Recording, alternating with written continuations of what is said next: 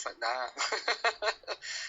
But yeah, he was proper cool, and yeah, like you say, it's a really, really good album. Actually, it's a really interesting, all the stuff he was saying about the background and everything else was really cool. So yeah, I love that tune. I like the kind of creepiness and heaviness of it as well. And then I love the big screaming vocals as it goes through and stuff like that. It's just exactly right. Decent. Gets you pumped on it, man.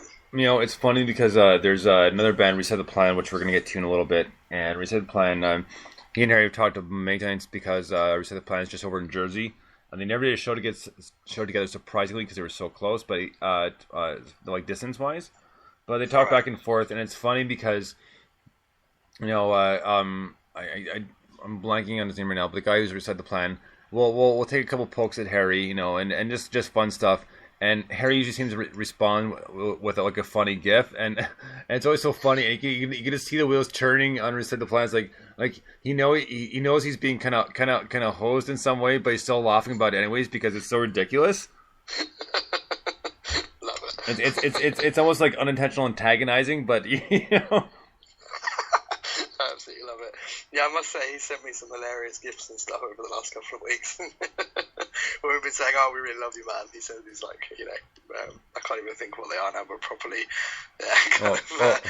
just very, very funny stuff. And like some, especially some of the old Wayne's World ones too, right? So. Yeah, exactly. Yeah, but next up we have Seething Akira, and this is the one we got to about a month ago, and this is a new one, but this is featuring Ollie Simmons. This one's called Blacklash. There's a Seething Akira. This is a fantastic tune. Dig this.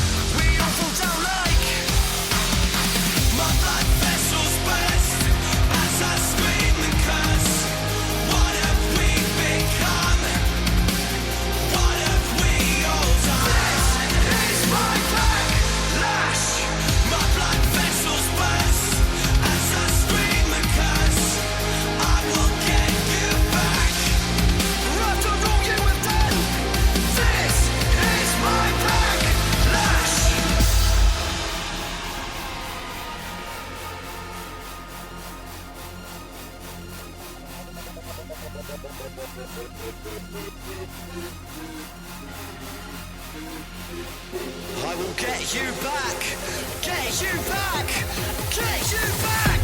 And you can't hide all your wasted pride. Now's the time, are you really alive?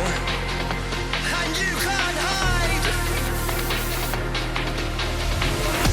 And you can't hide all your wasted pride. Now's the time, are you really alive? Stare up at the picture on the shelf. Let the tears fall down. You can't hide your wasted pride. Now's the time, and you can't run. You can't hide.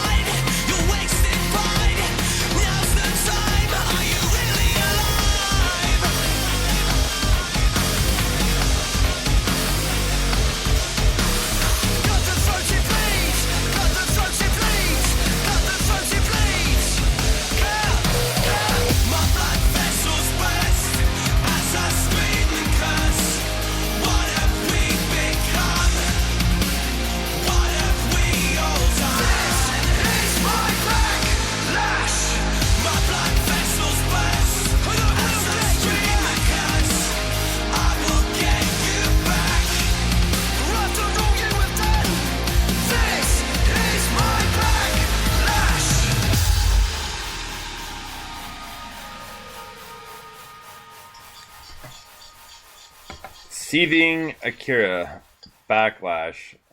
Man, featuring Oli Simmons, what a great tune that was. That was our first introduction to them. It just blows me away because we've been playing some of their older stuff and waiting for the new stuff to come out. But they are a very powerful band, and like I said, remind me of Linkin Park. Speaking of which, I saw this the other day because Harry from Ill Advised retweeted and favored it, and I can't remember who the original post was, but I'm pretty sure it was a joke. At least I hope it was, because they said that Linkin Park and Blink-182 will be playing City Plaza and this summer, but they'd be going as Blinkin Park, and I was like, "You gotta be kidding me! Like, really? Are they?" And even Harry's like, he's like, "Come on!" Like, there's no way. Like, so I'm not sure if that's fact or not, but if this is like, that's pretty cheese, man. I mean, they've kind of sunk to a new low. Yeah, do you know what? I saw that as well, and I looked it up, and it's on the Blink-182 website. So I actually think they have called the tour Blinkin Park. Oh my god! Which, to be honest, I think is awful. Mm-hmm. I think that's terrible. But luckily, Seething Akira aren't terrible. That's an excellent song, and they're very good. And I hope they don't do, some tour with Mr. Susan and call it Seething Susan or anything ridiculous like that. I just hope they stay away from all that crap, because Blinkin Park's a bad idea, man. Well, yeah. Is Chester Pennington even still with the band, or like? I haven't followed them since like Meteor, their second album. Kind of gave up on them just because like I kind of lost interest. Yeah, I have no idea. I bought and listened to their first album, which basically everyone in the world did, especially if they were my age at the time. And then to be honest with you, I got bored of it quite quickly. And then the second album was a remix of the first album, I think. And then there was another sort of proper album I didn't even entertain. So yeah, after that, I don't know. I agree with you. I mean, after that, I kind of lost interest too. And they were still protective of Meteor, but still leaked anyways. I mean, it's just one of those things. It happens. I mean, with everything going on right now, it's very hard to protect an album to its fullest extent. Whether you got 20 bodyguards watching the studio, blah blah, it's still someone's gonna leak it at some point or another. It's unfortunate, but that's the way it happens. Absolutely. When we record our album, I'm gonna leak it just to beat everyone to it. But at the same time, too, if it's a good album, people will buy it anyway. So and that's what it comes down to, right? Exactly. I'm gonna leak it to you. And then you can play it on the show, and then everyone will buy it. Oh, exactly right. That's the plan. So, and that's my plan, Mr. Griffin. You didn't say anything. You just said, "And that's my plan." Oh, okay. And that's my plan. Love it. I've been watching a little bit of old Family Guy lately, so there's a couple quick shots there, and then the fact that Mike, you mentioned Archer and Neil Peart, because Krieger loves Neil Peart. And it was the Mr. Season tune, man. It's the drumming in it. It's awesome. Rush. And the problem is, every time I think of Rush now, it's got me into Archer. All I can think of is Krieger.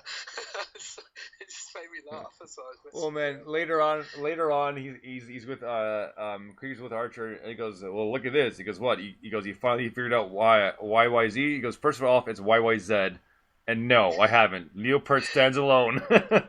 You see, that's the episode I was watching last night. Yeah. Which is why it's so in my head. It's great, man. It's really funny. So our next tune-up is one of our conjointly favorite bands, and a lot of people's favorite bands, and they do deserve it. This duo is from Nashville, and that should be all I have to say. The band is The Sweetest Condition, and this is from their new album, We Defy Oblivion. This one's called Keep Turning Me On. Dig this.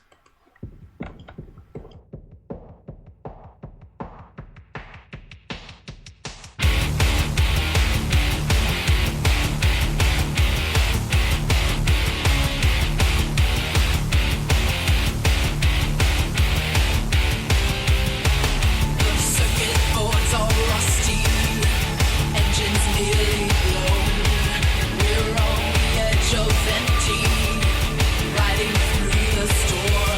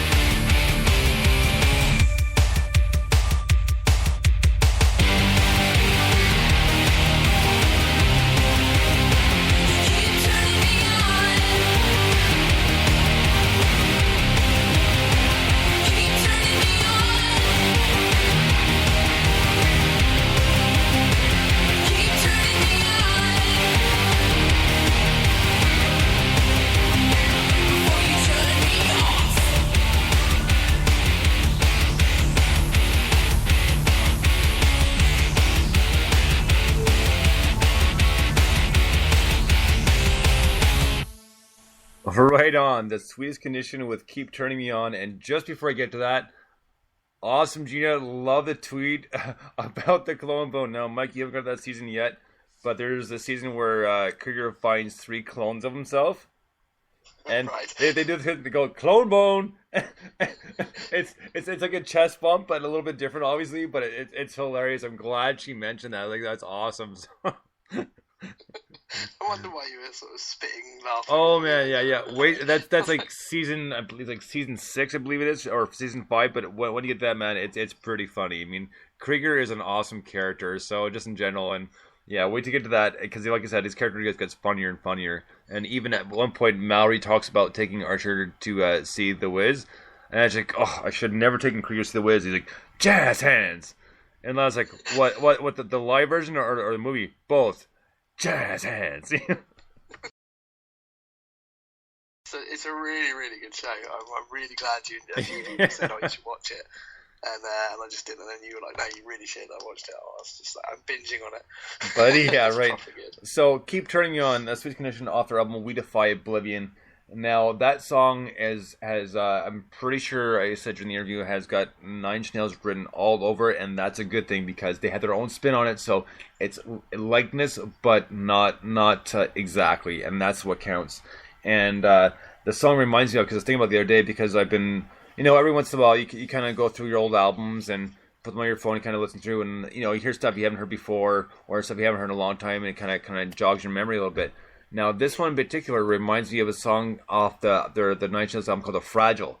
And it's called "No You Don't," and somewhat a similar beginning, but a really good song. It's like the second to last song because instead of disc 1 and disc 2, it's labeled left and right for the CDs. Oh, yeah. So, That is one. but the song's called "No You Don't" for people to look that up if you want, and it's a great tune. But like I said many times, they're a great duo, and Leslie has such a powerful voice. I mean, and there's proof right there. She and Jason are a fantastic duo out of Nashville, and we really enjoy them. And it's so nice that because this music community